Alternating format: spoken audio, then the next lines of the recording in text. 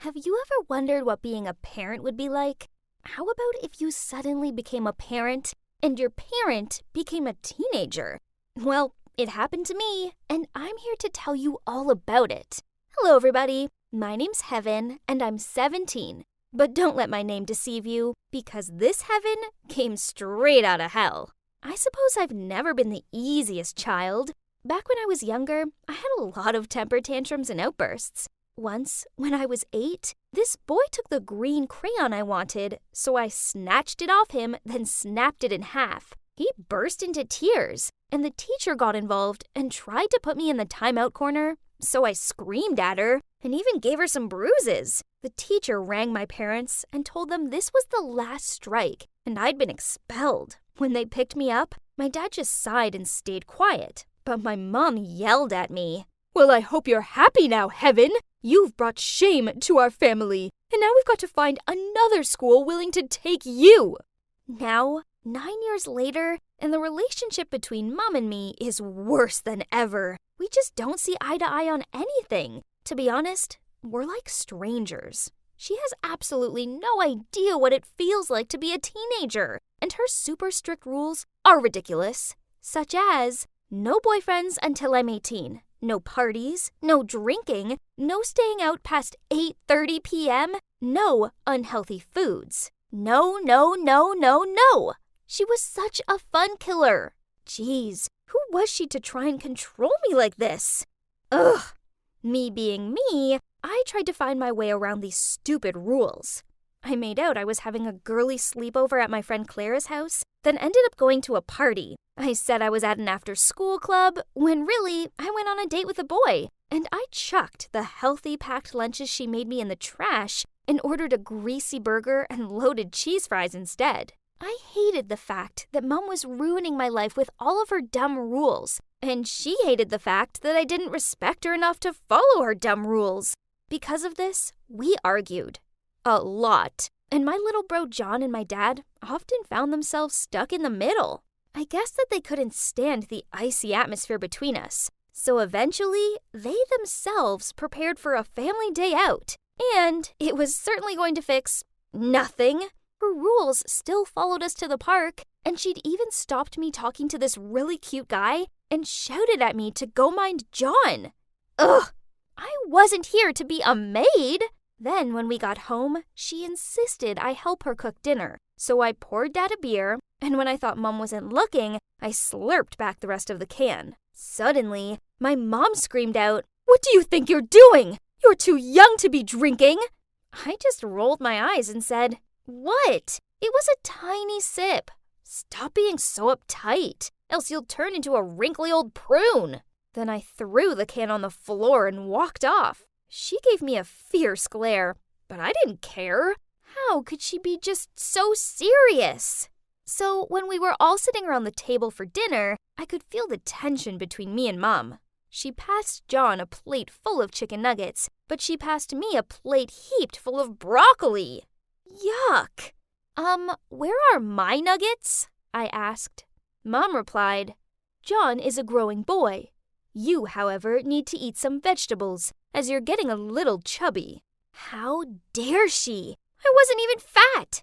In fact, I'm so skinny, I could be a model. If anyone needed to watch their weight, it was her, not me. She was the one squeezing herself into her old pair of skinny jeans. So I grabbed my plate of broccoli and threw it in the trash. Mom got up and said, "Fine, go hungry. See if I care. And you can clean up after yourself from now on." I yelled back, "Ridiculous! There's nothing in my stomach and you're giving me chores? Is this child abuse?" But then my dad startled us by slamming his fist on the table. "That's enough! Both of you! Start acting like grown-ups!" We both muttered out sorry. Then Dad came up with his bonkers idea. "Okay, so if you two cannot live in harmony, why don't you trade places?" Mom and I were kind of confused. "What do you mean?" I said to him. "Well, it's simple. Heaven, you'll switch places with Mom and do the housework, shopping, making dinner, and taking care of John, and so on. While Ariana," he looked at Mom, "you'll relive your teenage years and go to school." Let's say for 2 days. Mom looked thrilled at the prospect of being me. As for me, I wasn't convinced. I mean, who likes doing chores? Besides, tomorrow at school was class picnic day, which meant no classes, lots of tasty food, and plenty of time to stare at cute boys. But Mom seemed so excited at the idea of being me, so I decided I could take advantage of this. Does this mean I don't have to follow any stupid rules? I asked, and Mom and Dad nodded in agreement. Okay then, all the strict rules are gone. Does this mean I can eat chocolate in bed? John asked. I grinned. You betcha! Mom just shrugged and said, It's okay, Mom. Now I have to prepare stuff for my picnic. And she excitedly ran upstairs. This would be a breeze, right? I mean, how hard could being Mom actually be? The next morning, John woke me up extra early and insisted I make him breakfast. Yawn. While I was pouring cereal into a bowl for him, Mom appeared. She was wearing her hat backwards. Geez, someone seriously needed to tell her it wasn't the 90s anymore. Have fun, Ariana. I winked at her. You too, Mom. She winked back. I watched her through the window. As she got on the school bus, she turned to me and did the peace out sign. Geez, could she be any more uncool? Whatever, she could be as cringy as she wanted. I didn't care, as I had the whole day at home alone. Or at least, until I had to pick up my bro from school. I didn't bother loading up the dishwasher, and I sidestepped past the massive pile of laundry and decided to spend the morning on the couch watching a chick flick and painting my nails. This was the life. A few hours passed, and I was so bored and hungry, so I went into the kitchen to look for food. But the cupboards were empty. Then I noticed a shopping list and some money on the counter. Reluctantly, I walked to the local store, but I ignored the list and bought lots of snacks. Hey, I was Mom, so I made the rules. In the end, I found myself so bored that I actually ended up doing the laundry. I didn't really know what I was doing, so I threw everything into the machine, fiddled with the dial, and hoped for the best. Then my phone rang. It was Clara. So I answered and she said, Hey, why is your mom here instead of you? I told her about the switch up, then asked her what my mom was up to. She was quiet for a second, then said, well, she's definitely enjoying the picnic. In fact, she's showing Mrs. Puller her dabbing skills. What? My mom was dabbing? Which no one did anymore. And in front of our ancient science teacher? Was she trying to humiliate me? Whatever, my mom could get on with it. I had house chores to do. Geez, what's with chores? They seriously never seem to end. By the end of the day, I was so exhausted that I ordered takeout for everyone, then slumped in front of the TV. I finally had the option to stay out late, but I didn't have the energy to do it. Then, the next day, when I was doing yet more house chores, my friend Patrick sent me a photo. It was Mom. She was wearing a cheerleader's outfit that exposed her midriff. What? She was just at a casual football match. No one dressed up for that. Then Patrick sent me another picture. In it, Mom was fiddling with her hair and touching some jock's shoulder. OMG. Was she trying to flirt with him? Whatever. I didn't have time for this. I had to go pick John up from school, then go to the grocery store to get supplies for dinner. We arrived home to find Mom slumped on the couch, surrounded by empty wrappers and cans. On seeing me, she said, "Oh, you're back." I told John to go to his room, then I stormed over to Mom and said, "What's with all this mess? Clean it up." She just smirked at me and said, "Nah, you never clean it up, so why should I? After all, we have switched places, remember?" She finished her beer, then burped loudly before she threw the can at my feet, then walked off. This was so annoying. I'd already tidied the living room once today, and now I had to do it again. My mom was so unfair. Then, when I finally managed to grab 5 minutes to relax with a hot chocolate, loud thudding sounds were coming from upstairs. It was her music. It was so loud, it made the ceiling shake. Geez, She was so annoying.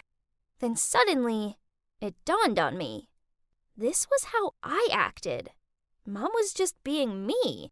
So, okay, I guess I was a little harsh at times. I suppose being mom wasn't as easy as it looks. So I decided to make amends by making a delicious dinner. But there was one problem. I can't cook. In fact, the last time I tried to cook, I set the crepes and the pan on fire. So, for safety purposes, I asked Clara and Patrick to help me. They had cooking class, so they knew what to do. We created a feast of barbecue ribs, burgers, cornbread, salad, grape punch, and for dessert, a chocolate lava cake and blueberry pie. I swear they looked so good, I wanted to drool all over them. Mom came downstairs chewing her gum and scrolling through her phone, but then she looked at the food and stuttered, How did you make all of this? Not even I could make this many meals. I just shrugged and said, I had a little help from my friends. No biggie. Then I stopped in front of Mom and said, I'm sorry that I've been a bad daughter. I know you do a lot for me, and I promise I'll be better from now on. Mom started crying and said, I'm sorry too. I know it isn't easy being your age. I can't keep up with the trends. I thought dabbing was popular. Anyway, from now on, I'll be fair to you, and we'll have fun together. After that, we hugged it out. Then my dad stood up and said, Well, now anyone want to trade places with me? John immediately raised his hand, and all could see his eyes light up. Soon, we all burst out laughing, thinking about one day John will go to work and talk about dinosaurs at the meetings. Meanwhile, my dad is building a Lego castle for John's kindergarten girlfriend. My family is now happier than ever. It's all thanks to my dad's crazy idea. You should never disrespect your parents, otherwise you might just find yourself living in their shoes. Literally. And trust me, I'll take strict rules and being nagging parents any day if the alternative is grocery shopping and house chores. Ugh! Hey, I'm Henry, and I'm a 23-year-old from Hamburg, and I have one question. You must have heard of K-pop, right?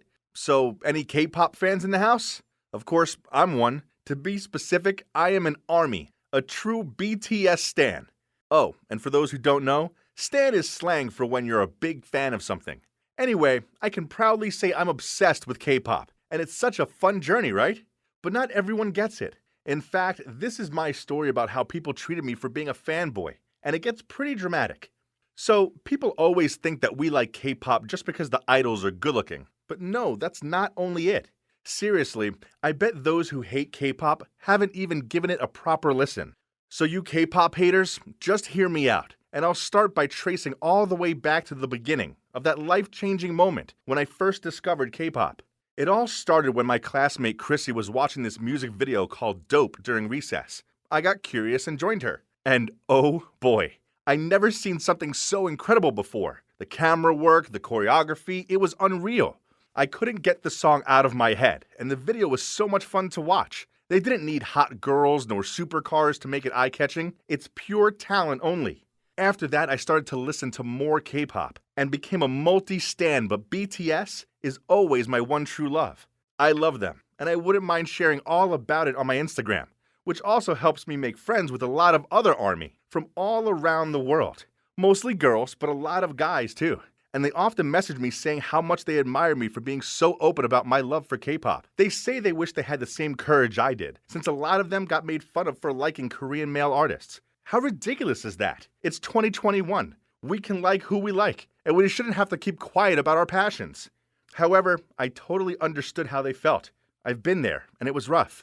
One time in high school, I'd been so excited to show Chrissy my new BTS album. We were screaming and squealing as I carefully flipped through each page as if it was my most prized possession, when some jock walked by with his crew and snatched it out of my hand. Then he said, "What is this tween magazine? Didn't they all have plastic surgery, right?" Then another guy said, "Why do you like these guys? Are you gay or something?" Then they all walked off laughing. I was so angry I wanted to kick them so far off the earth, even Google wouldn't be able to find him. But I couldn't do anything. They were way bigger than me and would crush me into a pulp if I even tried. So I came up with a better idea. I started going to the gym. I wanted to be buff like Jungkook. Then I wouldn't be afraid of any losers picking on me and my boys anymore. Oh, and by the way, I'm not gay. That's just another thing us fanboys have to deal with. There's nothing wrong with being gay, but just assuming I am because I like K-pop is silly. K-pop is for anyone and everyone. Anyway, after high school, things were looking up as people in college were less nosy. We'd all grown up, and you won't believe how muscular I'd become. Girls started showing interest in me, but there was only one girl I had eyes for. Her name was Kayla, and she was so cute. However, there was just one tiny problem. And by tiny, I mean huge. She didn't like K-pop. Once when we were studying, she sat closer to me and asked with a smile, "What are you listening to?" Then she took one side of my earphones. "What is this? Some kind of chanting?" Then she just went back to reading with a disgusted look on her face. What? That was my bias. Rap Monster was spitting fire. I didn't know she was that tasteless, but I let it slide this time, since I didn't want to make a big deal out of it in the library. After that, things got worse, and her hatred for K-pop became more obvious. Every time I talked about it, she rolled her eyes and changed the subject. And when the new music videos came out, and I couldn't wait to show her, she'd just scroll on her phone and ignore it. Other than that, she was always so sweet, and so we kept on dating. But we shouldn't have. One time, we were hanging out at the mall, and it was a pretty special day for me as it was BTS's debut anniversary. I was so excited and had even worn my BTS crossbody bag with a Koya keychain to complete the look. I thought I looked cool, but Kayla burst out laughing when she saw me and said, "OMG, did you borrow your sister's bag or something?" I tried to explain to her and said, "No, it's mine, and this is my baby Koya." But she just cut me off and rolled her eyes, as she said we'd be late for the movies. She kinda killed my vibe, but it was BTS day, so I wouldn't let anything ruin it. We were lining up to buy popcorn when I felt someone tap me on the shoulder. "Excuse me, I couldn't help noticing your Koya. Are you perhaps an army?" I finished his sentence with a scream. We were both excited. We basically talked in gibberish that probably only Army could understand. Turns out J-Hope was his bias, and his name was Craig. Then he even gifted me some photo cards he'd just printed out. I was so immersed in the conversation with him, I forgot Kayla was even there, until Craig said to her, "Oh, hey, who's your bias? I might have some cards for you too." Kayla looked offended and said, "You guys are sick. What a pair of losers. I've had enough of this K-pop stuff." Then she stormed off. We were left stunned, but oh well. If she couldn't respect my hobby and love me for who I am, then fine. Good riddance, Kayla. After that, Craig and I went to a cafe to talk everything BTS, and until this day, we're still good friends, and I'm grateful he saved me from dating that awful girl any longer. After that relationship, I gave my love life a bit of a break, as I was busy with streaming music videos, voting for BTS on award shows, and catching up with all of their content, on top of studying. I was perfectly happy living my little fanboy life without any girl, but then one day, everything changed. I was on the bus to class because I wasn't feeling well enough to drive after a white night watching BTS's live stream. I must have dozed off because the next moment I woke up and I was leaning on some girl's shoulder. I quickly apologized to her and she just giggled. Then I took a proper look and oh my gosh, I've never met such a beautiful girl in my life. She was like a mixture of all 4 members of Blackpink. Luckily, I was smart enough to ask her for her number and offered to buy her a drink to make up for almost drooling on her shoulder. After class, we met at a Starbucks and immediately hit it off. Her name was Clara, and she was so smart and pretty. I gotta make her mine. So I decided to change my tactic a little. I would wait a bit before telling her I was a fanboy, and instead, I focused on finding out more about her first and making it clear I really liked her. Then, when the right time came, I'd share with her my passion for K-pop. Pretty soon we got quite serious and did everything together, and I finally felt the moment had come. I was driving her home and decided to put my K-pop playlist on. To my surprise, she looked interested and asked what it was. I told her how much I loved it, and then nervously asked her, "Are you really okay with it?" Because usually when I tell people, they make fun of me. She just smiled and said, "Okay, now it's my turn." Then she put on some death metal, which almost made my hair stand on end. She laughed and said, "I know how you feel. Death metal isn't everyone's cup of tea either, but hey, we're allowed to like whatever we want, right? I respect that you love K-pop." Oh my gosh, could Clara be any more perfect? I can't wait to show her my room too. But unexpectedly, on the night I invited her over, Her face changed as she saw all my posters and merch. I showed her my collections, my dolls, my pictures, but she just smiled and stared at me. Then she took my hand and said, "Henry, this is really cool, but don't you think it's a bit much?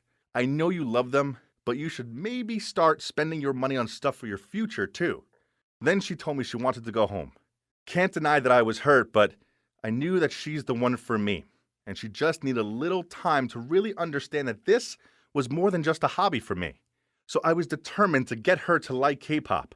I started sending her songs and recommending her some Korean shows to watch. Once, I even pretended I was taking her out for a picnic, but I took her to an army fest. Clara went along with it all, but she didn't seem too interested. Then came the best news ever. I found out BTS was going to have a concert in London. I was desperate to go and told Clara about flying there for the concert, but she said, "Henry, isn't that the same day as our marketing contest? There will be headhunters there and everything. You can't miss it. This is your chance to secure a good job." I didn't care and replied with a joke, "But I've been waiting to see them my whole life. This is a dream come true. Who needs a job when you have BTS? I'm going to London, baby." But Clara didn't laugh. In fact, she got super angry and started shouting at me saying that I was so immature and that if I didn't grow up soon, she couldn't be with me anymore. She was even crying, saying she needed a responsible man who was thinking about his future as she stormed off. After that, she gave me the silent treatment. I was stuck in a dilemma. It was my biggest dream to see BTS live, but why did this feel so wrong? I decided to wait a few days to think it all through, and eventually I realized there would be other concerts, right? I really couldn't skip the contest. I mean, how else would I support BTS without money? I did need a job. So even though it broke my fanboy heart, I told Clara I'd skip the concert this time and go to the contest. Clara immediately grinned and said, "Really? I'm so proud of you, Henry." Then she gave me a big kiss, and I reminded myself this was all worth it. And at least I still had my girlfriend. But suddenly Clara started speaking again. "Henry, there's something I need to tell you. Actually, Professor Geller has told me that the contest has been put off temporarily. So this was just a test." Then she said she just wanted to see if I could figure out my priorities. She loved how passionate I was about K-pop, but everything needed balance, and she wanted to make sure I would take other parts of my life as seriously as I took K-pop. Then she handed me her phone and said, "Look." I couldn't believe it. It was 2 tickets to the BTS show. She'd bought them for me. I was so happy I burst into tears and couldn't stop hugging her. I thought that was the happiest moment of my life. But the BTS concert was, especially as Clara was by my side. We're currently still together, and guess what? She even biases Jin now. She's seriously the perfect girl for me, and I can't wait to spend my life with her. If in 2031 you ever see a family of 4 screaming their heads off at a BTS concert, chances are it's me and Clara and our future kids. Don't be shy. Come say hi. Do you know what it's like to be a pampered princess? Well, I do, because my dad's a billionaire, so the high life's mine. Not only did we live in a 5-story mansion, but I grew up never having to lift one of my pretty, perfect, delicate fingers. I'm Sophia, and throughout my childhood, I had everything done for me. There was a maid to brush my hair, make my bed, and even do my homework for me. I didn't even have to search my walk-in wardrobe for a daily outfit, as I had my own personal stylist for that. So what? I'm spoiled. But I can't help being so perfect. I'm far too gorgeous to be stuck in a stuffy classroom studying. Not when I could be partying or schmoozing with the stars at swanky cocktail balls. But then, one morning, after a particularly crazy night out, I arrived home with a makeup-smudged face and only one shoe. Dad frowned at me, and then he said, "Sophia, you can't carry on like this. You're going to college, starting next week." "But, Dad, I don't need to go to college. School sucks. Plus, we have enough money to last us several lifetimes. Let's just travel and have fun." But Daddy insisted I couldn't just sleep all day and party all night. Ugh! So, I decided to major in interior design for now. Some of the course was okay. I mean, I liked the pretty fabrics, but I just didn't see the point in being there. So, after a month, I dropped out and planned a long trip away with my besties. But there was one tiny problem. as paying for this trip would cost way more than my allowance could cover. So I had no choice but to don my best puppy eyes look and ask my dad for money. "Daddy, please. College just isn't for me. But I really feel that going away for a while will help clear my mind." He snorted. I highly doubt that, Sophia. You're lazy, self-centered, and you rely entirely on everyone to support you. You're 20, for God's sakes, so act like it. I pleaded back. "But Daddy, I just want to have some fun with my friends." Then get a job, and spend your own money on whatever you like. But if you carry on behaving this way, then don't expect any more handouts from me. You're lucky that I still haven't kicked you out, Sophia. But soon. What? That's so unreasonable. He was my father. It's his duty to support me. Jeez, did he not love me at all? I was so mad that I shouted, "You're just some sad, selfish old man!" Then I stormed out of there. I was instructing my maid to pack my suitcases when my mom came in and handed me a bank card, saying it's a secret between us two. Yay! Thanks, Mom. Now let the dream voyage begin. Wow, it really was heaven to me, with cocktails in the pool and lazy beach days.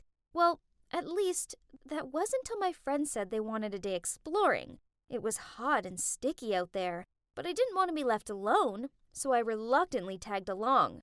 We ended up in this small forest area, and I chose to sit under a parasol while my friends went to take a dip in the nearby waterfall. Because, duh, I wasn't ruining my hair for anyone. I didn't understand how this could be anyone's definition of fun. I just hoped that my friends would hurry back. Then I heard footsteps. I turned around, thinking it was the girls, but instead, there were two men with balaclavas on. Oh no, this couldn't be good. I jumped up to my feet and began to run, but my designer sandals weren't made for swift exits, and soon they caught me. I screamed out as a smelly cloth went over my mouth. After that, the world began to darken around me. I flickered my eyes open. Jeez, it was so sunny. Where were my sunglasses? That's when I heard two voices, and I remembered being kidnapped. I heard the one man say, "Got her phone?" The other replied, "Of course. I don't want to upset the boss." I was so scared that I pretended to still be unconscious. Then suddenly, I heard the sound of the engine starting. I opened my eyes and saw the men driving away. Now, I was all alone in some field. What? Why would anyone kidnap someone, then just leave them in the middle of nowhere? My friends must be so worried about me. I needed to contact them. But how? I had no idea where I was, and no phone. Ugh. I should find a way out of this deserted place first, then borrow someone's phone. The kidnappers had left a bag next to me, which had a bottle of water, some snacks, and some gross-looking sneakers in it. Yuck! But I had no choice but to put them on, as my sandals were now torn. Ew! I would need so many pedicures to recover from this. I took the bag with me and started walking. After what felt like hours of torture, a farmhouse finally came into view. I whooped with joy and knocked on the door, but no one answered. I know trespassing is wrong, but this was an emergency, so I pushed the door open and ventured inside. I was just going to make a quick phone call, then I'd leave. But then I accidentally stumbled and knocked over a vase. A smashing sound broke the silence. I panicked and was about to run away, but from upstairs, a man came down and shouted, "Stop! Thief!" Before I could explain, he grabbed my hand and pulled me back. I tried explaining that I wasn't a thief, but he gave me a skeptical look and said, "Well, in that case, you can leave once you've paid for my vase. That's a collectible." What? This ugly thing? Ugh. I told him I would as soon as I made a phone call, so he doubtfully passed me his cell. I stared at it. Turns out I have never cared to remember any of my friends' numbers. I then thought about calling my parents, but no way. I was mad at Dad, and asking for his help right now only meant accepting defeat. No, never. I told the man I would pay when I got home, but he refused to let me go. After a while of arguing, he forced me to stay and work for him until I paid it off. He even made up an agreement and made me sign it. And what other choice did I have? Yep, I was completely stuck here. This was the worst day of my life. He said his name was Manson. Then he showed me where I'd be staying. This had to be a joke. It was a barn. Literally. There was an uncomfortable-looking bed in there, and I could hear horses neighing in the barn next door. Was he kidding me? I was sitting there in despair when my stomach rumbled with hunger, so I barged into the kitchen and ordered Manson to make me some food. But he just pointed at the eggs by the stove and told me to make myself something to eat. Sure, I'd definitely do that. If I knew how to cook? Manson just sat there smirking while I threw the whole egg into the pan and then spent the next half hour trying to work out how to turn the stove on. In the end, I gave up and returned to my so-called room with an empty stomach. If you think that was bad, well, things soon got a lot worse. At 5 a.m., a noisy rooster woke me up, and then started my disastrous days at the farm. I accidentally dropped the bag of seeds onto the floor and got them in my hair, so the chickens chased me around the pen to get to them. I slipped over in the pigsty. Ew! I chipped a nail cleaning out the rabbit hutch. I even fell into horse manure. It was awful. Then on top of it all, Manson was so rude. He just laughed at me struggling with everything. But then one day, it all got too much for me. I was exhausted and felt so dizzy that I stumbled and broke 2 baskets of eggs.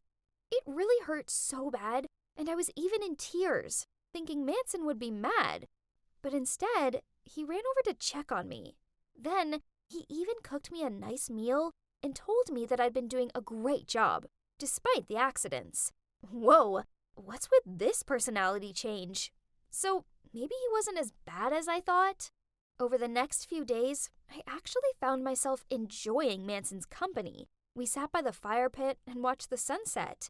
We went horse riding, and I managed not to fall off. And he even taught me how to cook. That's when I realized 2 things. Firstly, I'd been a brat. I was lazy, selfish, and I took everything for granted. But now I realized that with hard work came reward. And secondly, I realized that I liked Manson a lot. So I decided to do something nice for him. I gave the barn a makeover. It was just simple things, really. I put a rug down, added some plants, hung up a few pictures and fairy lights. Then I dragged Manson over to have a look. He peered around the barn, then smiled. Sophia, this is so lovely. Then he awkwardly looked down at his feet. Look, I need to tell you something. It's your dad. He hired those men to kidnap you, then paid me to let you stay here. I laughed over that ridiculous joke, but then he continued. Your dad wanted you to change your outlook on life and understand the value of money. He only has your best interest at heart. Wait, was this all just a setup? With teary eyes, I looked straight at Manson and said, I was going to tell you that I have feelings for you, but I suppose you don't feel the same. I need to go. Please tell my father to send someone to pick me up ASAP, unless he's okay with me walking all the way back home without any phone or cash. Then I hurried out of there. He shouted after me, but I ignored him. I was so angry and upset. I continued walking until a car eventually pulled up alongside me. It was our family's driver. He took me home. Then I locked myself in my room, refusing to come out. It took a few days for me to calm down enough to go confront my father. And when I did, well, I found myself running into his arms and telling him how sorry I was. He looked so shocked. I finally realized that my dad only did that because he loves me, and he wanted me to see the true values of life. I told him I would resume my studies at college, but there was something else I needed to do first. I showed up at Manson's doorstep with some carrots for the horses and a new vase. On seeing him, he grinned, then gave me the biggest hug. Guys, life isn't all about designer clothes and expensive holidays. Sometimes a stinky farm full of even stinkier animals and a cute guy, well, that can be the best place in the world. As for the future, well, Manson and I are both taking it slow and seeing where it goes. I do have big plans for his farm, though. I'm helping him renovate the barns into holiday cottages so other people can sample the country life too. A part of me will always be a pampered princess, but as for the other part of me, well, it turns out she can make a mean egg bagel and outrun a pen full of chickens. Don't take life for granted. It doesn't matter how pretty and rich you are. Instead, there's far more to life than just that. Hey guys, I want to tell you about my most memorable summer. It involves a parent-free house, the girl of my dreams, and my little bro Silas's massive secret. Actually, Silas doesn't want me telling you about it, but this story is too fun to keep it for ourselves. So stay tuned, let me tell you what happened. Imagine the scene. I'm there eating corn dogs when my parents announce they're going away on vacation for their 20th wedding anniversary. That means I'll be home alone all week long in our big farmhouse surrounded by vast fields. Sounds great, right? But wait, it got even better when my childhood friends who had now lived in another city were also back in town for the summer vacation. Of course, my parents let me invite them over to stay while they're away. That's how close our families were. Oh God, I haven't seen Carl in over a year. And his sister Ellie, too. Yep, I wouldn't say that I had the biggest crush on my best friend's sister, but there's that. Anyway, this was gonna be my summer paradise. But you know, man proposes, God disposes. It turns out my parents weren't taking Silas with them because they thought I was old enough to look after my little brother. Ugh, what a bummer. How was I meant to impress Ellie when I had a whining kid to care for? I needed to think fast. So as soon as we waved our parents off, I passed my PS4 to him and said, Silas, you can play on it, but only if you promise to do as I ask and stay out of my way. Of course, he agreed. I mean, what 8-year-old boy wouldn't want to play Fortnite? I checked on him now and then and gave him juice and snacks. Other than that, I had plenty of time to spend hanging out with Carl and Ellie. Things were going well for the first few days, and nothing beats being around your best bud and your crush all day long. Whoa, I just couldn't take my eyes off Ellie. She seemed to have gotten even more beautiful. Then, on one evening, we were sitting outside, stargazing. It was so romantic, especially when Carl thought it was dull and left us to go to bed first. I was about to do the whole yawn and stretch out my arm to wrap around her shoulders trick when Silas appeared and squeezed in between us. I glared at him and through gritted teeth asked him what he wanted. He just shrugged and said, Edward, I'm bored of that game now. I want ice cream. Ellie laughed, then led him off to get some. What? How dare that little dweeb ruin my smooth moves? What a buzzkill! I needed to come up with a new trick to handle this annoying kid. So, the next morning, I told Silas that if he wanted to download a new game of his choice, he needed to go into the field and find a corn cob with exactly 200 seeds on it. He looked like he was going to cry, but he went off to the field. Oh, how smart I am, sending my little brother on a wild goose chase. I expected him to give up after a few hours, but nope. He was out there searching for it all day. He even managed to drag Carl along to help him. In the end, he still had to leave empty-handed. Anyway, I have to thank my stupid brother for helping me to have such a good afternoon with Ellie. That night, we all sat together in the living room and told creepy ghost stories. I hoped Ellie would freak out so much she nestled into my lap for protection. So I told him about the empty house up the road, which was also our family's property. My grandparents used to live there, but now it had been abandoned for over 40 years. There were plenty of rumors about it being haunted. One farmer said he saw a ghostly woman by the window, but she vanished into thin air. And someone else said they saw a spooky figure float out of the house and chase after them. Ellie chuckled, then said, Ooh, spooky. We should go and check it out. What? This wasn't what I had in mind. In fact, she didn't seem afraid at all. I didn't want to go in there. It was old and creepy, and just thinking about it freaked me out. Luckily for me, Silas strongly discouraged us by saying that he had heard someone crying in that house, and our parents didn't allow us to go there. And then, from nowhere, I felt the chilly wind blow over me with a whistle, which made my hair stand on end. And boom! The lights went out, leaving the whole room in darkness. Everyone was confused. What on earth was going on? I didn't want to die now, not when I haven't even told my crush my feelings yet. I was lost in terrifying thoughts when the lights came back on, and everyone else immediately bursted out laughing. OMG, I found myself sitting on Ellie's lap with my head between my hands. It turns out that my evil little brother was the one who turned the lights off as a prank. How humiliating. Oh well, at least Ellie changed her mind about wanting to check the house out. But then, over the next few days, weird things started happening. I went to grab a snack for my secret loot under my bed, but what's this? All of the Snickers bars had gone. It couldn't have been Silas, as he hated Snickers bars, right? Then we were watching a movie. Ellie started shivering, so being the awesome guy I am, I went to get a blanket for her, but huh?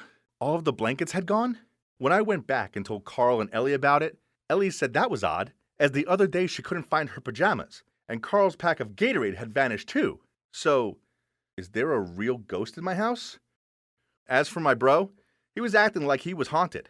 He barely talked anymore, and for 3 days in a row, at 6 p.m. on the dot, he disappeared out of the house for hours. This was so strange. I mean, that's the time slot for his favorite show, and he seriously wouldn't miss Adventure Time without a good reason. For me, it's great that Silas isn't at home, but since I'm the older brother, I still have to keep an eye on him, as Mom and Dad wouldn't have been best impressed if I'd lost him or something. That night, he mysteriously disappeared again. I was quite curious, so I went to look for Silas but couldn't find him anywhere. Panicked, I raced around the garden calling out his name. Finally, I felt a hand pounding on my shoulder. My heart was in my mouth. I turned around to see Silas standing there sweating. I shouted at him, "You can't just run off without saying a word. Where have you been?" But Silas calmly replied, "So what? It's my business, not yours." Then he ran straight inside. He gotta be kidding me. Okay, then if secrecy was the game he wanted to play, then I wouldn't mind being the detective either. I had to figure this out. So I gathered Ellie and Carl and came up with a genius plan. The next day at lunch, as planned, Silas entered the kitchen and everything was set. I placed an eye-catching candy-filled jar on the table, and as expected, Silas immediately picked up a handful and put them right in his mouth. Oh, just look at his happy face. He had no idea what I had in store for him. Right after that, we entered the room. Not wanting to get caught eating food on the sly, Silas quickly hid under the table. And of course, we pretended not to know he was there. Then I held up that candy jar and said, "Guys, guess what? I've ordered these pills online. It's the legendary invisible candy that makes it impossible for people to see me." Carl acted surprised. "Unbelievable! How did you get this? I heard it's such a hit that it was sold out everywhere." Then Ellie asked me how long we could disappear if we ate these candies. I replied, "I think if we just eat 4 to 5 candies, we can disappear for 45 minutes. We continued our skit, then I said I had to leave the candy jar here. So tomorrow we can try it and go out pranking everyone with our new superpower. I winked and everyone nodded. Now, where did Silas go again? I asked, and everyone shook their heads. Then I picked up an apple and purposely dropped it on the floor, then immediately peered underneath the table to look for it while pretending not to see Silas down there. He looked absolutely amazed, trying not to make any sound. Now Silas thought he was truly invisible. He crawled out, then did all sorts of funny things in front of us, from dancing, shaking his butt, and cartwheeling across the room. It was so hard to keep a straight face and ignore his existence. Then, at 6 p.m., Silas left the house with a backpack on. But because he thought he was invisible, he ran straight past us without hesitation, and didn't forget to stick his tongue out at me before leaving. This idiot. We followed him, and guess what? He went to the abandoned house. We hid behind a tree to watch, and suddenly the door creaked open. I was a little creeped out, so I clung to Ellie's arm. Someone ran over to him. A little girl. Oh no, was it a ghost? Ellie said, "OMG, she's in my clothes!" I looked closer and realized she wasn't a ghost, but in fact, was a real-life girl. So Silas hid that little girl in our abandoned house, and that's why he kept telling us over and over again not to come here. Since Silas thought that he was invisible, he kept running around her saying, "You can't see me, right?" He looked so funny as the little girl was too bewildered to understand anything. And right then we barged in shouting, "Gotcha!" Well, well, well. Look who's the big guy hiding his girlfriend here. I pulled out Silas's backpack, which was filled with Snickers bars and other missing items. Silas was shocked and sputtered, it's not what you think. The little girl burst into tears and said, I'm Sally. I got lost, so Silas helped me. Silas said that he had met Sally one day on the cornfield. She was alone and hungry, so he brought her here and took care of her. He didn't dare tell us because he was afraid that we would make fun of him.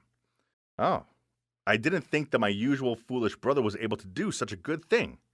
So I hugged them and said, I don't blame anyone, Silas. You did a very good job, and Sally, you will be safe here. Take her to our house and I will call someone for help.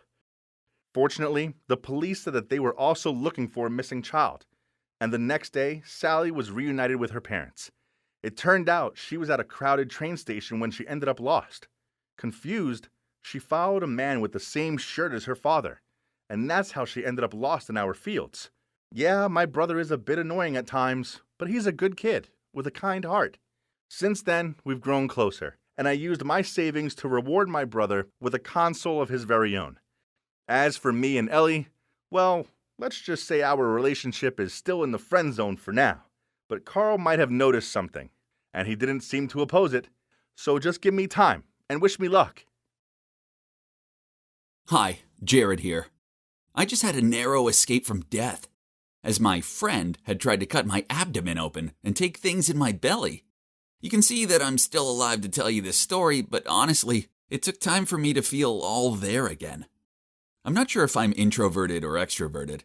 I love making friends, but I do it much better through social media. As you can see, I was scrolling my newsfeed and drop likes instead of hanging out on the weekend. That was when a post on my favorite travel page caught my eyes. Some girl raised her point of how stupid and reckless people were, thinking they were cool and somehow better than others to go backpacking solo, and added that they better save money and be more responsible by experiencing package tours. Oh yeah? She's a package tour seller or what? I immediately jumped to comment, which I would never do in real life, telling how short-sighted, childish, cowardliness, and poor she was. Of course, my words hit likes. Then a guy even sent me a friend request and started chatting with me about his same feelings, and right away we hit it off. His name was Travis, a 31-year-old guy living in the Northwest, close to Portland. Pretty soon we were chatting every day. I always found the best secret camping spots in my home of Arizona. And he also shared his tons of experiences of camping, trekking, and solo adventuring. So crazy! This could be a Netflix new series, How I Met My Soulmate. As summer vacation was coming up, Travis invited me to Oregon a number of times, but I still hesitated to put Portland in my summer bucket list. My final summer as a student must be an unforgettable experience. Travis got my mind and said he was organizing a small music festival with some friends up in Portland, and he'd love for me to join. Seeing as I played guitar, I jumped at the chance and said yes, without even thinking about it. Could it get even cooler? Yes! The festival was going to finance my whole journey. It's a hell of a risk. You don't even know this guy. What kind of online friend who pays for your plane ticket and your hotel and even all your food? Is he interested in you in that way? Oh man, my old, boring, skeptical parents could never see the bright side of this world. I'm 17, and I was absolutely not that dumb. When I was walking out of the Portland airport terminal, I could recognize Travis right away. He and the girl he was holding must be his little daughter, Anna. They were both waving at me excitedly, and my heart melted for this cute moment. We greeted each other like we were old friends, and his daughter couldn't stop chatting to me. I instantly felt more at ease. They would make my experience memorable. Along the way to the city, Travis told me a lot about the upcoming festival, and despite my best efforts not to show my naivety, I couldn't control my childish excitement. Wow, Travis, the show's gonna be epic. My parents can finally see how amazing I am. Oh, Anna, are you excited to see your hero daddy burning the stage tomorrow? Right away, I could see her sad eyes. I can't be there. You have an important appointment with your doctor, don't you remember? Travis then turned to me. Anna has kidney disease, so the place is too dangerous for her. Oh, Jared, don't let it affect your mood. Tomorrow will tell if she can have a kidney transplant. Wish you the best, I said. I will play for her tomorrow. Travis dropped me at my hotel and said he'd come back to pick me up at 7 p.m. for dinner. I had the whole day, but not wanting time to rest, I immediately went out to explore. I went straight to the Portland Japanese Garden, which was incredible. Then I went to the Portland Zoo. Afterwards, I popped into the souvenir shop at the zoo and got my parents a gift. I saw a small vase that I knew my mom would love, but as I reached out for it, someone else was going for it too on the other side of the shelf. I looked up and was surprised to see a gorgeous girl standing there. Unfortunately, that vase was one of a kind. How ironic. Yet I still gave it to her because, what can I say? I'm a gentleman. However, once I'd left the shop, she came running after me. Hey, wait, I have something for you. I turned around, and to my surprise, she handed me the vase. I guess you're a tourist, aren't you? Please keep it. I can easily find the other one for me. Aw, what a sweet girl. Really? I can't be more grateful. Would you like to join me for, a coffee? I'd love to. Sorry, but I have to get back to work. Hope you have a great time in Portland. She ran away before I could say goodbye. Wow, Portland locals are the best. Then I thought maybe I'd even go to college in Portland instead of Arizona. I loved it here. After that, I went back to the hotel to get ready. And at 7 p.m. on the dot, Travis picked me up and we went to a buffet restaurant. Before getting our table, Travis asked me if I'd like a drink and said the ginger beer was great. Sure, why not? I said I'd have one of those and he went off to the bar. He was right. It was great. And so was the food. It was delicious. And I must have eaten about 4 platefuls before I suddenly felt a bit sick. Oh, something's not right. I looked down and realized there was a shrimp in one of the salads. Oh no, I had a shrimp allergy. Without saying anything, I jumped up, ran to the toilet, and tried to throw up all the food and ginger beer. I was glad this was a buffet restaurant with unlimited food, so I could have a fresh start. Getting back to the table, I could see Travis was nervously peering over me. I was about to come to him and say I was fine, but suddenly my head was dizzy. I fell onto the floor, and then everything just went black. When I opened my eyes, there was a bright light shining directly onto me. Huh? Where was I? I tried to get up, but realized I couldn't. Oh my God, my limbs were tied to the bed. Was this even called a bed? I looked around, but I couldn't see anyone. That's when I realized I was in some kind of operating room. Although it was too dirty to be a hospital. There were some ancient-looking instruments on a dusty shelf. Everything looked old and rusted. I had to get out of there. I tried to wiggle my feet, but they were tied up too tight. Who had done this? Suddenly, someone walked into the room. It was Travis. Walking behind him were 2 other guys wearing surgical clothes. Travis, what's going on? I'm totally fine, just a normal allergic reaction. Let me out. Travis looked surprised to see me awake. Oh, I thought you'd be out cold for hours. I should have given you more anesthetic in that ginger beer. Then he turned to the doctor-looking guy and said, Chad, give him more anesthetic, would you? Wait, what do you want? You can have all my money and stuff. I won't tell anyone. He started walking toward me with a sinister grin on his face. You shouldn't have woken up yet. Since you've seen us, there's only one way to clean up the mess. He reached out to me with a syringe and I started screaming, Let me go! Let me go! But he was obviously not about to stop. Come on, or you want to see your belly being disemboweled? What? So they were trying to rip open my belly? Gutting me like a fish? I tried to struggle so he couldn't inject. The iron bed was shaking hard. Yes, till my last breath. Suddenly the door burst out and the police rushed in. Was this just a flash before I died? Stop, you're under arrest! Their shouting brought me back to reality. They grabbed Travis and the other 2 doctor guys and handcuffed them, while another untied me. I was taken outside, and they helped me into a police car.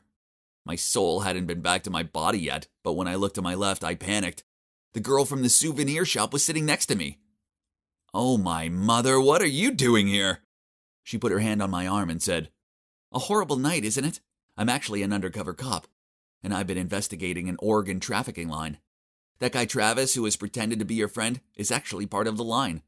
Not everyone was as lucky as you, Jared. So many teenagers has been set up. Then she told me what happened.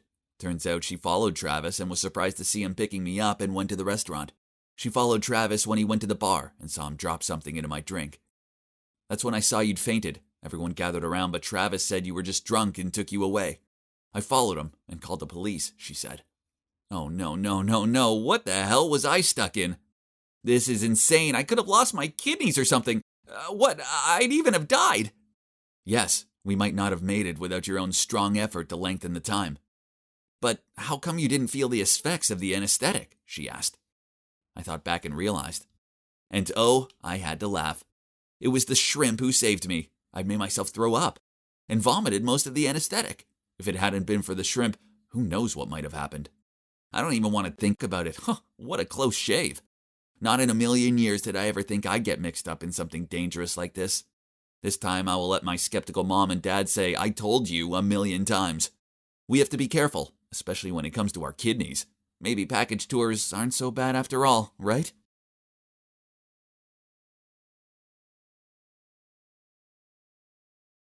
Oh, my sweet little Jake.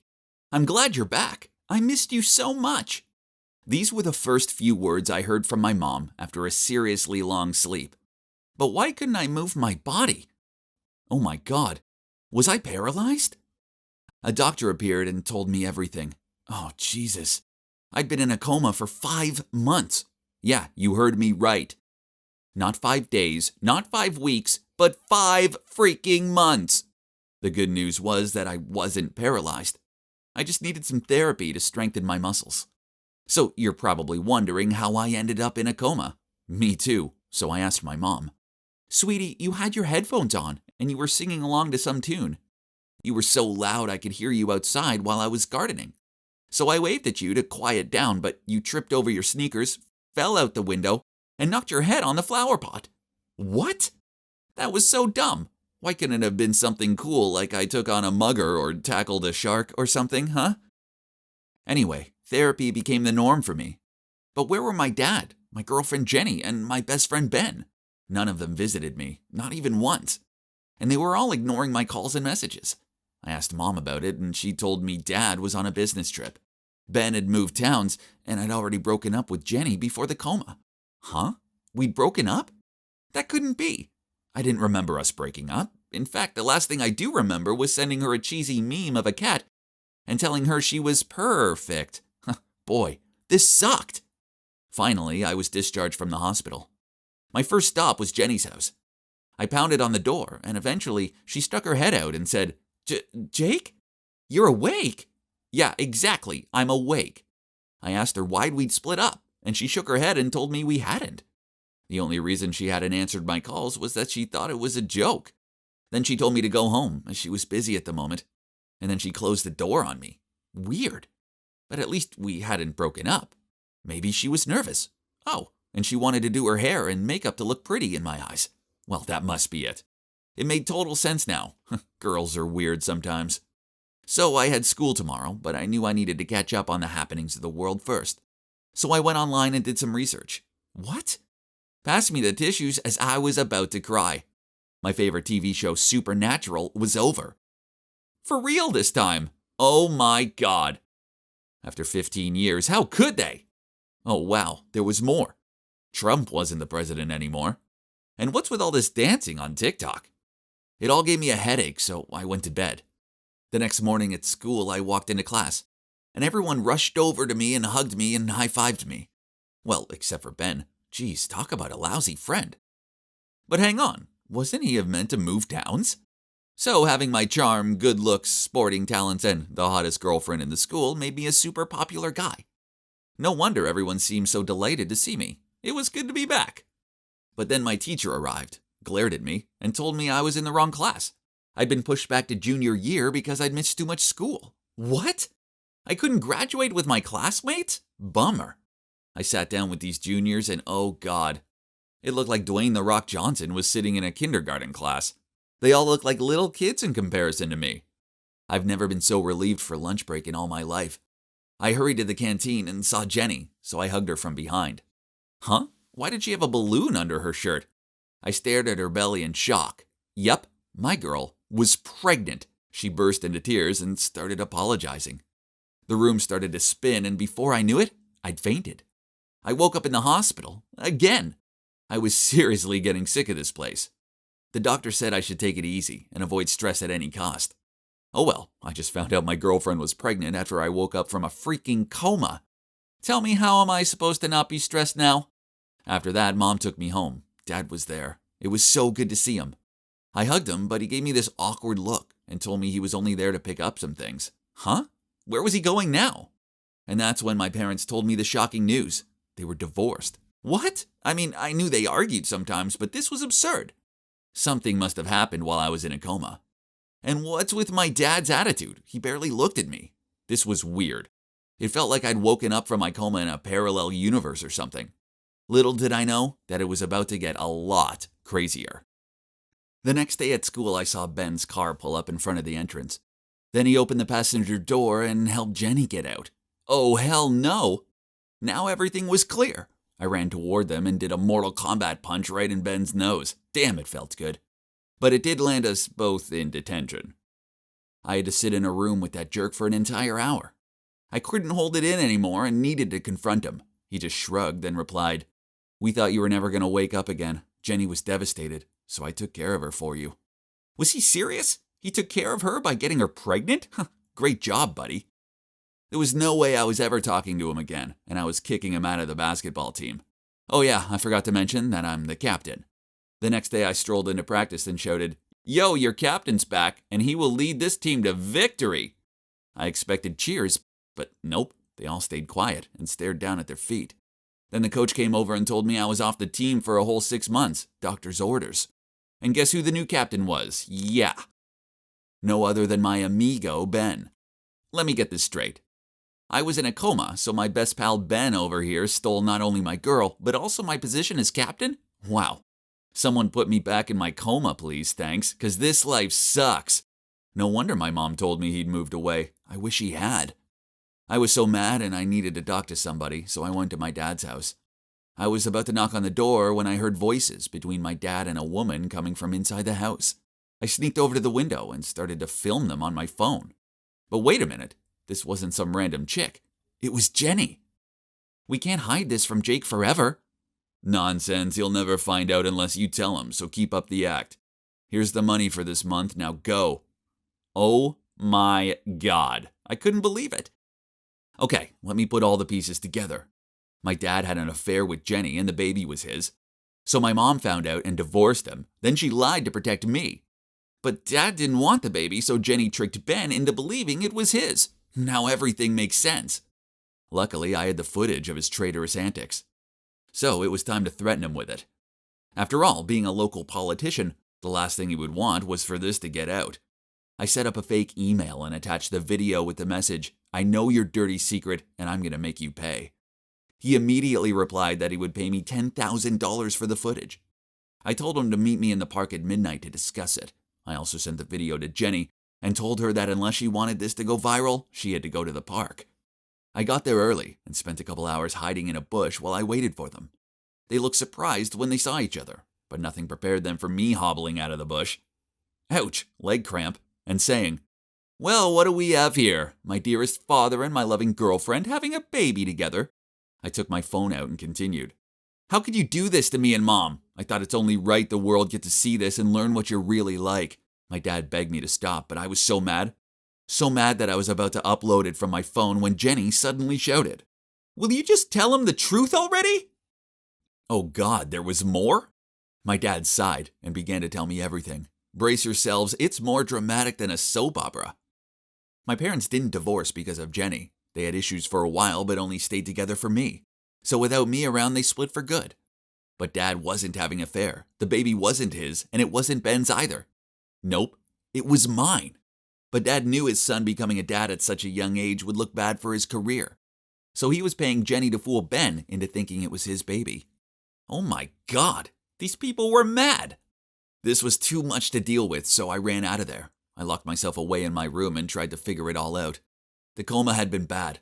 But the worst part of it all was that the people I cared about most in the world betrayed and lied to me. The next day, Jenny came to my house and asked if we could get back together. Of course I agreed. Ha! Just kidding. My actual answer was, hell no, not in a million years. I mean, come on, let's do the math, shall we? First, she left me for money, and second, she had an affair with my best friend. We were over for good, but I will continue to support her and always be there for our kid. Ben tried talking to me a few times, but I don't want to hear anything he has to say. There's no way I'm ever being friends with that lying jerk ever again.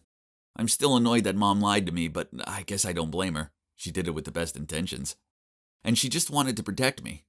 Besides, when the going got tough, she was the only one who stayed by my side. As for Dad, it's going to take a long time for me to fully forgive him, but I'm trying. I mean, he did some pretty awful things, but at the end of the day, he's still my dad. So that's pretty much it. Crazy, right? A coma took everything from me, but also revealed the true faces of the people around me. Now I've decided to follow 2 rules in my life. 1, be extra careful of who I put my trust in. And 2, never sing near an open window ever again.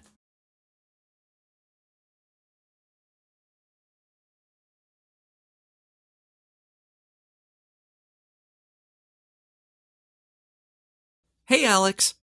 I felt someone tap on my shoulder. I turned around to see who it was and, it was Roxy, my crush, who also happened to be the most beautiful girl in the world.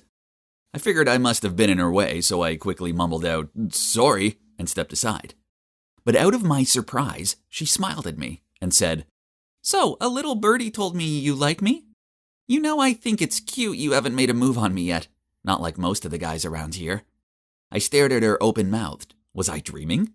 I pinched myself to check. Nope, this was real. So I nodded my head and muttered out, yeah? My friend's having a party at their frat house on Wednesday. You want to come? Before I could reply, her friend Luke appeared, and grinning, he said, "Yeah, you just gotta come to this party." Roxy hit his arm while giving him a dirty look, then smiled at me. "So it's at number 19, starts at 9 p.m. I'll see you then?" I nodded in response, and she said, "Great, see you there." Then she winked at me before she walked off. So yeah, I'm Alex, your average second-year college student. And this is the story about how my crush tried to lure me into a seriously sinister trap. I guess I'm a normal guy.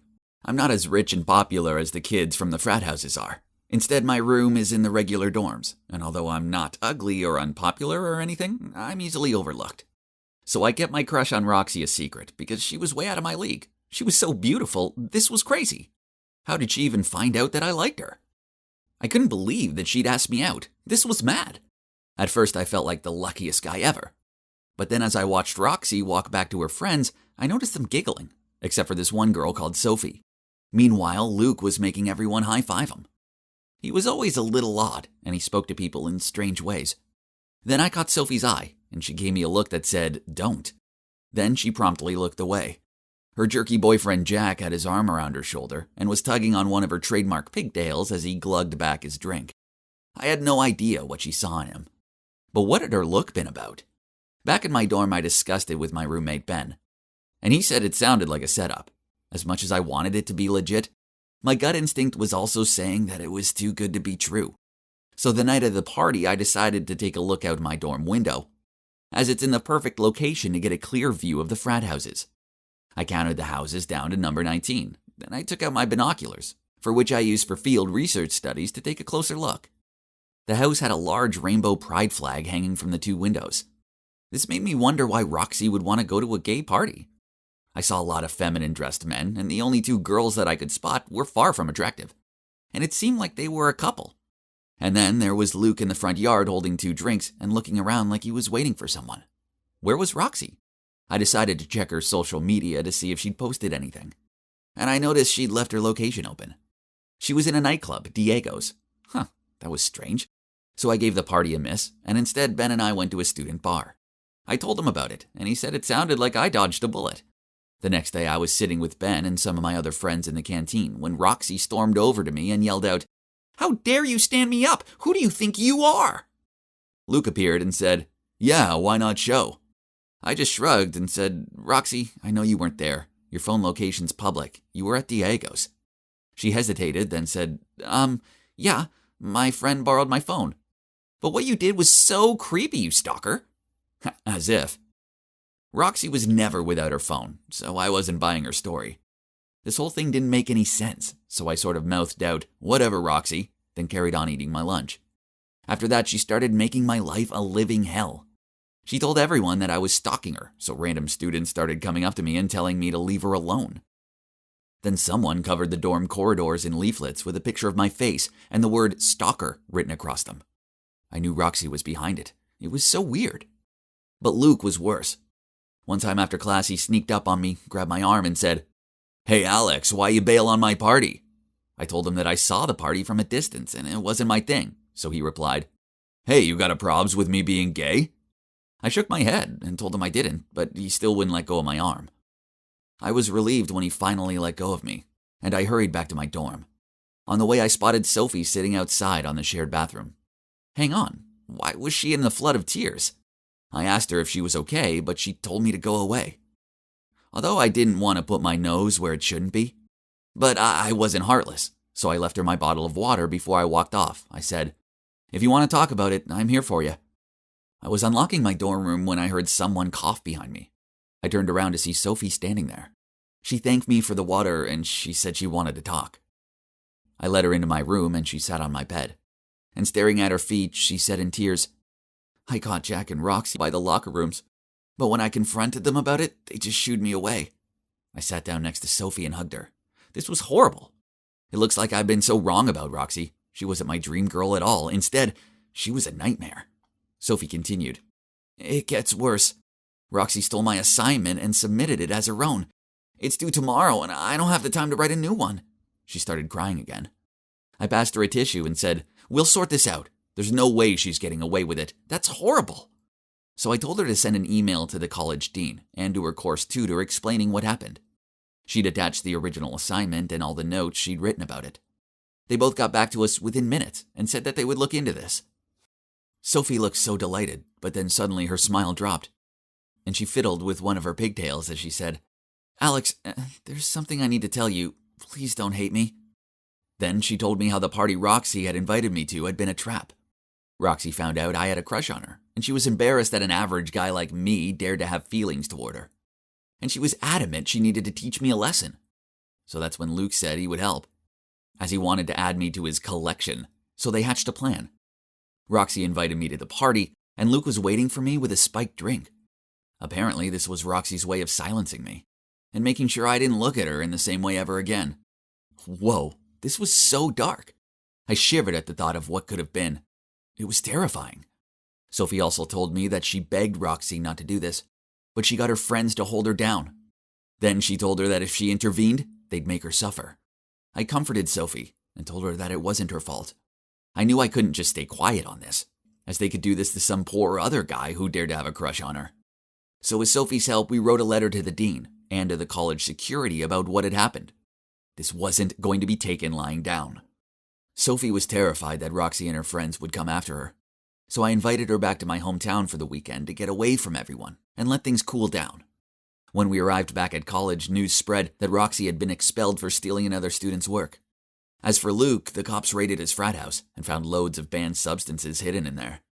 It was so serious that it went to court, and they ended up in jail. As for Jack, he tried to guilt-trip Sophie as to why she should get Roxy expelled for dumb reasons, but she stopped talking to him anyway. I often think back to the night of the party and what could have been. My life would have been ruined, and what for? All because I dared to have a crush on a beautiful girl. I say good riddance. Some good has come out of this whole mess. Sophie and I grew closer and started dating. Now we've both graduated, and that's not all. We have 2 amazing kids together. I love my beautiful family with all my heart, and I just want to protect them from all the bad in this world. So in short, I don't think that just because you're beautiful, rich, and popular, that you get away with doing whatever you please. Regardless of age, sex, looks, and so on, everyone deserves to be treated with respect and compassion.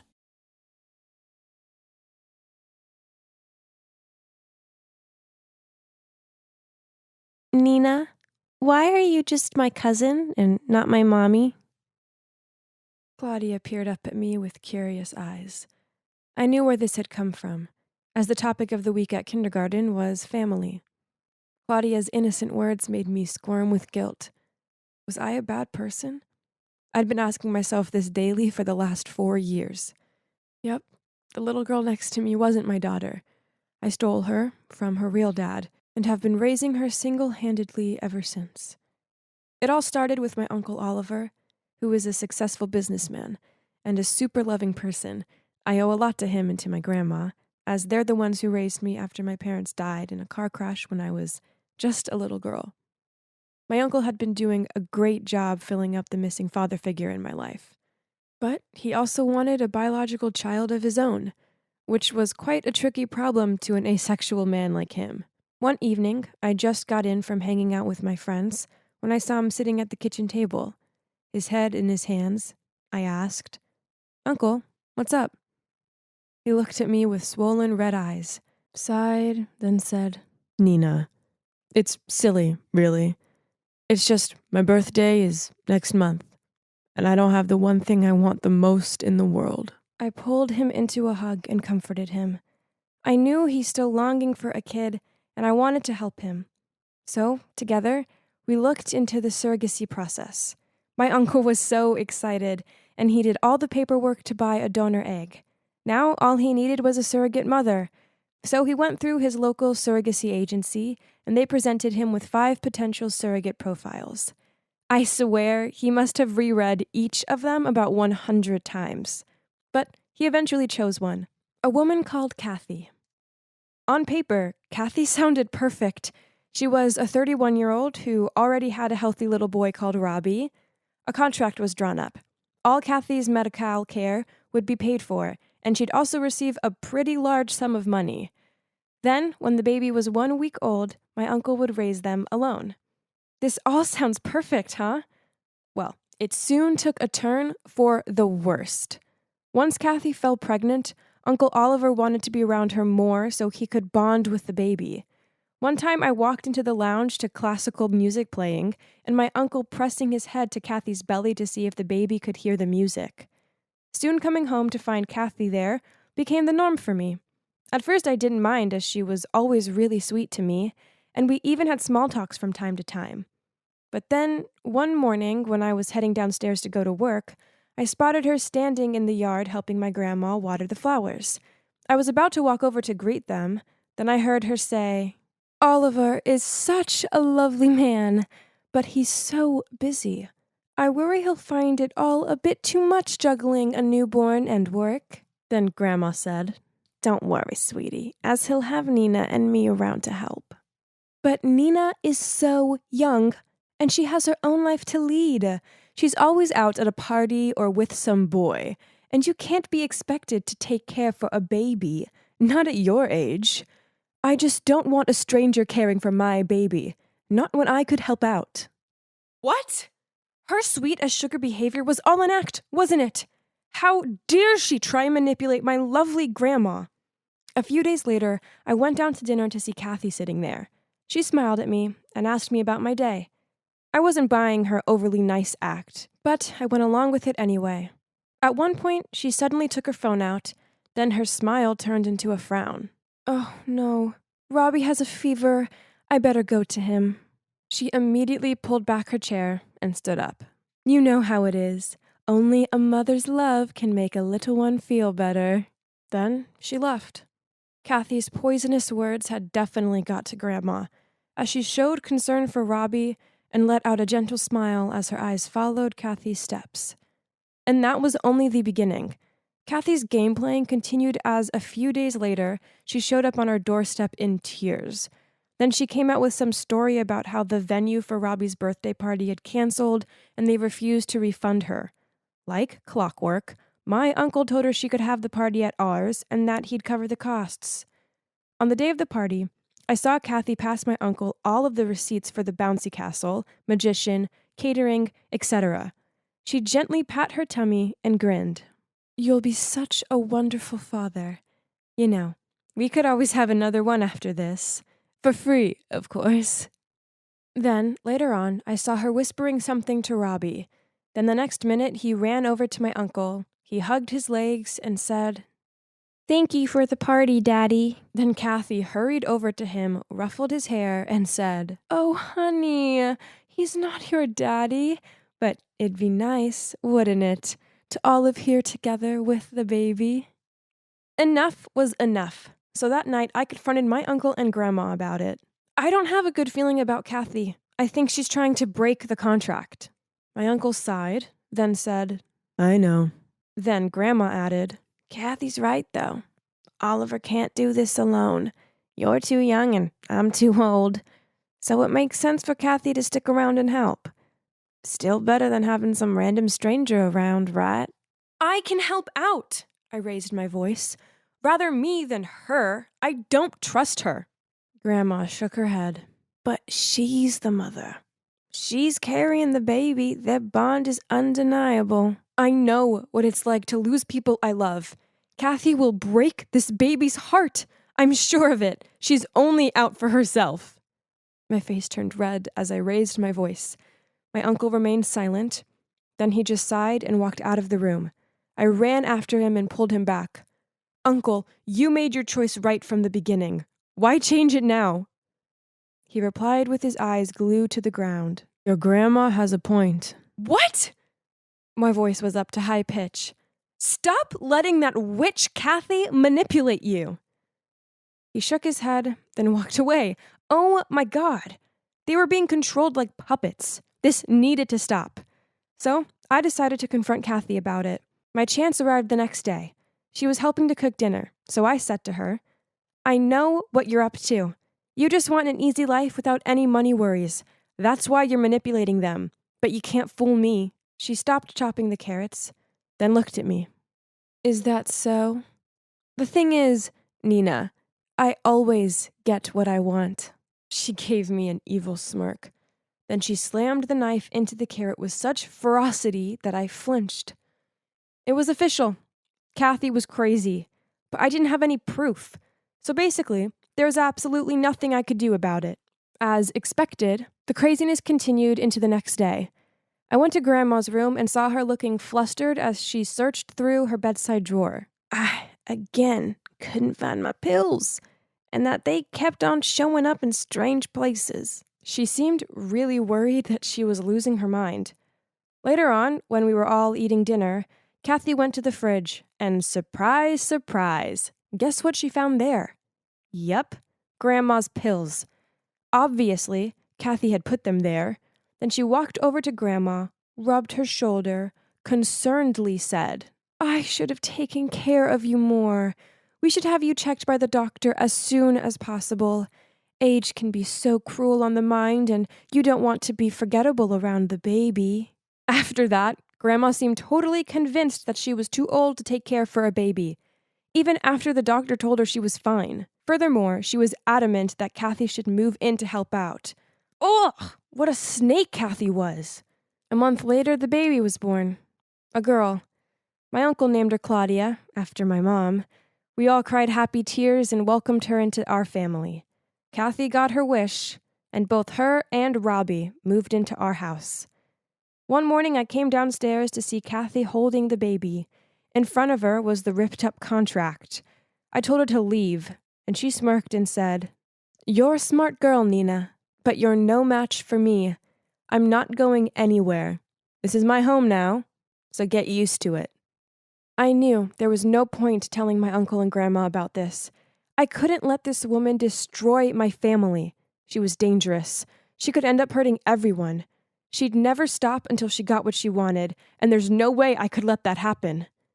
So, when Kathy was in the bathroom, I picked Claudia up, and before I could stop myself, I was fleeing from the house and out of their lives. I moved to a new town and got a new job.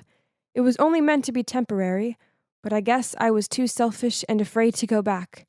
I'd always been truthful with Claudia about one thing, that I was her cousin, not her mom. So, when Claudia said the words, Nina, why are you just my cousin and not my mommy? I felt so guilty. She was missing out on a relationship with her father because of me. Yes, I'd wanted my family to get out of Kathy's trap, but what I did wasn't fair to my uncle. I knew that now. I had no right taking his daughter away from him for 4 years. I felt so awful. Thinking about the distress I must have caused him and Grandma, the guilt was eating me up, and I knew I couldn't carry on like this anymore. So I called up an old family friend and asked him to approach my uncle. Later that day, my friend got back to me with a message from him. Kathy's gone, and she won't be coming back. You were right about her. Of course. She was only after my money. After you left, she didn't seem to care about Claudia at all, and she threatened to go to the cops and report you unless I paid her off. Please, just come back to me and Grandma. We sure aren't happy with what you did, but we know you had good intentions. We love you, and we just want our girls back home.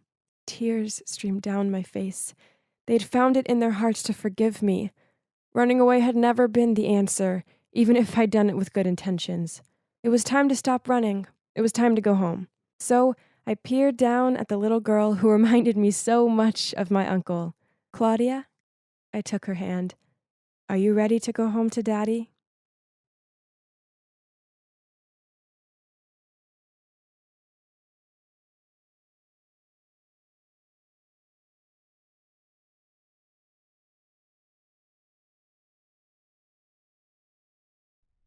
I kicked off my heels and threw my handbag down on the table. Geez, I'm so tired. Should I quit this job? I thought out loud. I hoped my friends were home, as I needed to vent. I was about to lie down on the couch when I suddenly saw a shadow go toward the bathroom. I took a closer look. There was a man doing something in my bathroom. Was our place getting robbed? Panicked, I grabbed one of my heels, then rushed forward and hit him with it. Thief! Thief! Hazel! Ivy! Thief! I shouted out as I continued to slam my heel into him. He held his head and kept saying, You misunderstood! I'm not... Suddenly, my two friends rushed over, but instead of helping me tackle the intruder, they pulled me off of him. Maya, stop! Hazel said hastily. He's with us. Oops. I put my heel down and gave a sheepish look. Well, thanks for the heads up. Then Hazel asked the guy if he was okay. He didn't say anything. Instead, he just glared at me before he walked out of the room. Suddenly, Hazel and Ivy were pulling me toward the kitchen table for a chat. So apparently, they decided to find a new tenant, and this Wesley guy was the chosen one. Geez, it would have been nice if they'd run it past me first. I mean, I did live here. I frowned at them, told them they sucked, and that I didn't want to live with some random guy. Maya, we didn't tell you because we knew you'd act like this. Hazel sighed. But with the rent increase, we have no choice but to bring someone new into the mix. Besides, you have to admit that Wesley is nice to look at, Ivy said in a dreamy voice. Whatever! I crossed my arms. And no, I don't think he's in the slightest bit good-looking. Hazel grinned as she said, No, because he now has heel imprints all over his head. I rolled my eyes, then grabbed my handbag and headed toward my room. I didn't want to live with some dumb guy. But thanks to my totally unreasonable friends, I didn't have much choice. The next day was Saturday. Thank God. So I slept until noon, then lazily went down to the kitchen to get some leftover pizza. Huh? Where was it? I knew Ivy and Hazel were too calorie-obsessed to touch it. It could only be Wesley. He was watching TV in the living room, so I went over to him and asked loudly, Did you eat my pizza? How dare you? Without looking away from his show, he said, Yeah, I threw it in the trash. He did what? Then he continued, You left it in the fridge to go bad and spoil all the other foods. Please don't do that again. Huh. Where was my apology? He'd thrown away my lunch, and now he dared to challenge me? How annoying! I was about to give him a piece of my mind when he handed me something and said, I made a list of house rules. I looked at the first 3 rules. Number 1, wash up all your dirty dishes straight after use, then thoroughly clean the basin. Number 2, write your initials on all your food and drinks and don't steal anyone else's. Number 3, shower time is 10 minutes maximum. Then clean the bathroom before leaving. What? Was this guy for real? Who in their right mind had the time or patience to write their initials on everything? I frustratingly replied to him, No way am I... Wesley interrupted me. 4 people are living here, so the majority vote goes. I smirked at him. I knew for sure that Hazel and Ivy would never accept those stupid rules. They liked the messy, grab-it-and-go lifestyle even more than me, and Ivy spent at least an hour in the shower. So we all gathered in the living room, and Wesley handed out his rules. But to my surprise, Ivy only flicked out her hair, then said, Okay, Wesley. And Hazel fluttered her eyelashes and said, Sure, these rules seem great. Geez, what was wrong with these girls? He wasn't even that handsome. Unfortunately, my love-struck friends' votes meant that I was outnumbered. I had no choice but to follow Wesley's ridiculous rules. The trash takeout rotation was so confusing. What was wrong with leaving it to overflow? I missed my slot, so Wesley stuck a Post-it note to my door saying, Take the trash out at 6 p.m. on Tuesdays and Thursdays, and 7 p.m. on the other days. It's not difficult. W. Ugh. Who even used Post-it notes in this day and age? He was such a loser! Also, I have this box for my random items, hair slides, pins, keepsake tickets, scarves, and so on, which I kept in the living room. It didn't matter where I moved it. Wesley shook his head and mouthed the word no at me. Yep, you guessed it. He stuck another post-it note to my door, this one saying, "No personal clutter in the communal areas. W." In the end, I stuck the box into my closet so it was out of the way. Living with Wesley was a nightmare, especially when I finally quit my job at that lame law firm, which means I had to stay home with him pretty much all the time. This guy was just too meticulous. If any of us dared place anything in the wrong place, he glared at us and said, "That isn't where it lives." Couldn't I put the TV remote on the arm of the couch if I wanted to? I pay rent too. I didn't want to live in a model home. One time, I was chilling in my room when I turned around to see Wesley standing there. He looked around my messy room, shook his head, then picked up my bra from the floor. I immediately snatched it out of his hand and hid it. How embarrassing! "Hey, why is your room so untidy?"